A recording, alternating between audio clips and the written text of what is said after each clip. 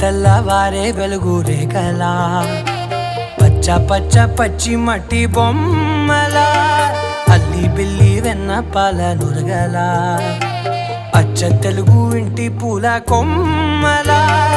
దేవదేవుడే పంపగా ఇలా దేవతే మా ఇంట అడుగే పెట్టెనంట బ్రహ్మ కళ్ళలో కాంతులే